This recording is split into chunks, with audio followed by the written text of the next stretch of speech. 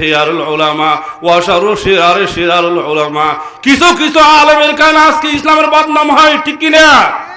যেমন নাকি আমার মনে অনেক বড় কষ্ট, গতকাল থেকে আমি আপনাদের নোয়াখালীর জমিনে এসেছি। সমীরহাট একটা আমার মাহফিল ছিল। ও আল্লাহর বান্দা ভালো মতো বুঝো, প্রাইভেট মাদ্রাসা বাড়ার উপর চলে। এই বাটপাড়াই কুলাঙ্গার আমাকে দাওয়াত দিয়ে এনে পোস্টার আমার নাম ব্যবহার করে মানুষ থেকে টাকা নিয়ে আমাকে আমার গাড়ির মধ্যে সময় দেরি হয়ে গেল, আমাকে বয়ান দিল না। মনে অনেক কষ্ট। আবার আজকে আসরের পরে বয়ান করার জন্য ডাকায়। আমার বয়ান হলো এইখানে, আমি কিভাবে ওইখানে যাব, ঠিক কি না? তাহলে আলেম জাহান্নামে যাবে কেন? বক্তা জাহান্নামে কেন? মানুষকে দেখানোর জন্য বয়ান করে, টাকা পাওয়ার জন্য কন্ট্যাক্ট করে বয়ান করে, ঠিক কি না? কন্ট্যাক্টকারী বয়কট করতে হবে। কি করতে হবে? আল্লাহর জন্য দাওয়াতি কাজ করবে, ইসলামের কাজ করবে। এখানে সেলফি তুলে এভাবে করে এভাবে করে, এগুলো কি আবার বলেন? এত ছবি কেন ফেসবুকে ইউটিউবে কেন? শুধু একমাত্র বয়ান ইসলাম বাঁচার জন্য দিতে পারে, ঠিক কি না? তাহলে আমি বলবো, আপনারা বলেন তো ভাই, উত্তর আপনারা দিন। একটা মেহমানকে আপনার দাওয়াত দিয়েছেন হুজুরকে মাহফিল করার জন্য, সময় দিয়েছেন ওই টাইম, গাড়ির যদি দেরি হয় হুজুর কি অন্য টাইমে বসানো যাবে না?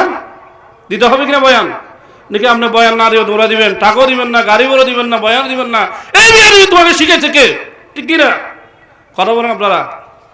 যেহেতু দূর থেকে আসছে, অবশ্যই টাইম, যেহেতু গাড়ির রাস্তা যে হতে পারে, এটা অবশ্যই বুঝতে হবে।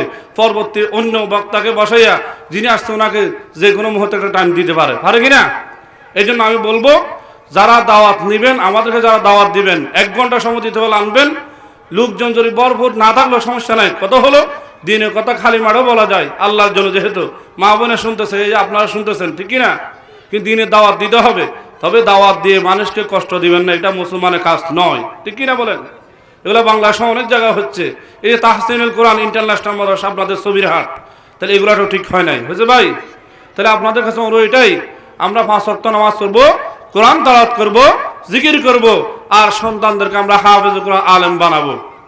হাদিস আছে, আমি শিয়ার মাধ্যমে বলেছি, जिसे शख्स की औलाद हुई हाफिज कुरान महशर में मिलेगा उसे ताज तरहशा। जिस शख्स ने कुरान को सीना में बसाया फिरदौस मुअल्ला में मक़ाम अपना बनाया। 10 अहले जहन्नम की सुफारिश वो करेगा फिरदौस में लेकर वो उन्हीं साथ चलेगा। फिरदौस में लेकर वो उन्हीं साथ चलेगा। যারা নিজের সন্তানকে হাফেজ কোরআন বানাবেন, আলেম বানাবেন, যদি আমল